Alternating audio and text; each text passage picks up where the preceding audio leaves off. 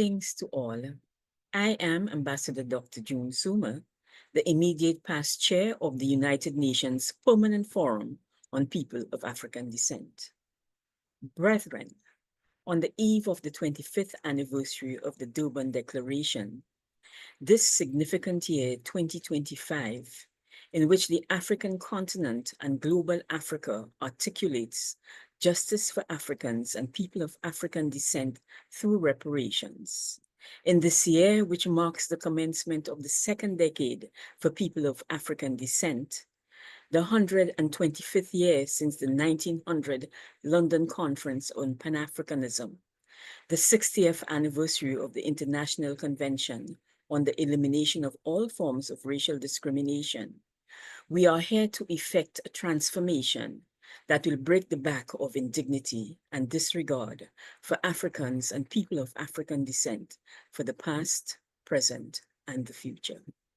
I thank you for the opportunity to present this message under the sub-theme, Building the Future, Healing and Reparations Towards Socio-Economic Justice for Africans and People of African Descent, for the African Dialogue Series in such a significant year. As a member of the CARICOM Reparations Committee, a member of the St. Lucia National Reparations Committee since 2013, and a member and immediate past chair of the United Nations Permanent Forum on People of African Descent, I want to share with you an appeal for healing that is at the root of the dialogue of the gatherings of the stakeholders of all of these agencies. The foundational and the fundamental proposition is that internal healing is a necessary preparatory step for the clarity needed to articulate and effect reparations. The global reckoning that must occur demands that we as a people from and of Africa must be ready to face the truth with a clarity of purpose, with a collective, liberated, decolonial mindset, armed with knowledge and understanding that will reveal our purpose, while simultaneously uncloaking the deceit of deep-rooted systemic colonialism and racism that keeps us enchained. We will have to reach into both the pain and the glory of the past to construct a mended future. Our action and impact-oriented youth want collective accountability from former and current colonial governments and states now. Our elders who have labored on the reparation battlefield do not want government processes to obscure their life's work. They too want to realize their dreams of justice for the ancestors without compromise. One of the healing strategies must be deeper engagement with all of our communities on their specific traumas and their vision of healing. This critical juncture in the reparation movement must be about involvement. We cannot fear the inclusion of all, as the knowledge of the truth will be important to the mass mobilization of global Africa.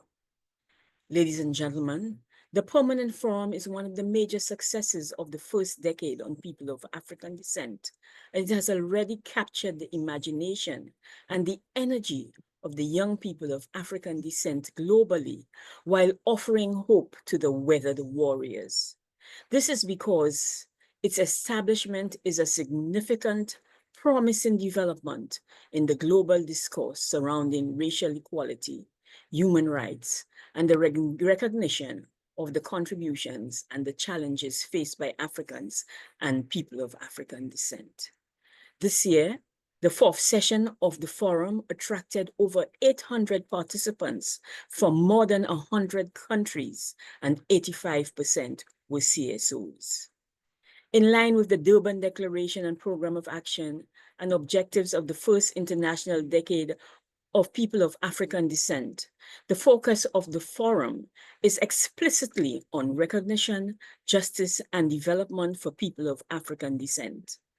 As a consultative platform, its advisory function to the United Nations Human Rights Council, as well as its significant responsibility in the global discourse, means that the future impact of this forum must be effectively crafted and harnessed. We fully support the resounding call by the DDPA for reparatory justice and for states to acknowledge their historical responsibilities and take concrete actions to make amends for past injustices. We are also guided by the pioneering work undertaken by CARICOM since 2013 to make reparatory justice a global movement.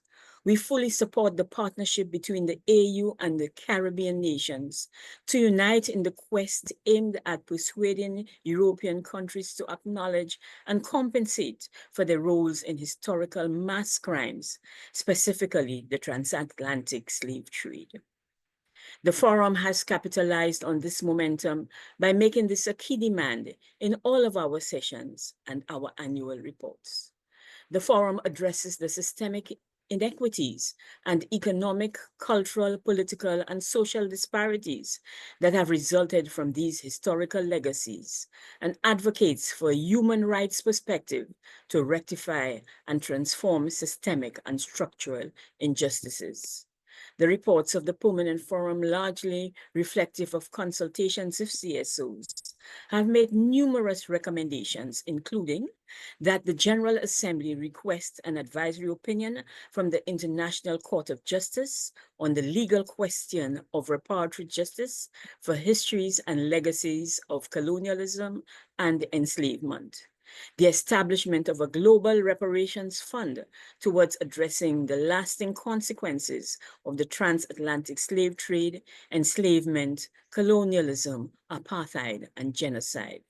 We have called for a UN Global Summit on Reparatory Justice and a special focus on reparations and restitution for Haiti, as we reiterate that the attack on the humanity of Haitians is an attack on the humanity of all Africans and people of African descent.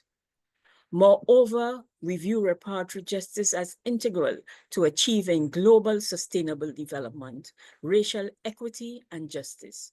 And we have maintained that there can be no sustainable development and equity without reparations. The global calls for reparations for the historical legacies of enslavement and colonialism have gained new urgency in the digital age, where systemic inequities within and among countries risk being replicated in emerging technologies. We have maintained that access to technology is not sufficient without truth and ethics at the level of input and effective and continuous monitoring and evaluation. Women of African descent have long highlighted the intersectional form of digital bias that combines racism and sexism, targeting them, and underscores the need for a more inclusive and representative approach to AI development. The forum was leading the calls for a second international decade and believe that it represents a historic opportunity to advance issues regarding healing and reparations in a strategic manner. As we move forward, let us remember the African proverb. If you wish to move mountains tomorrow, you must start by lifting stones today. Together, we can lift the stones of indignity, inequality, and inhumanity by recommitting to a future that upholds unity and equality, integration and involvement, dialogue, truth, and internal reconciliation. Let us prepare to move mountains. One love, one heart. I graciously thank you for this opportunity.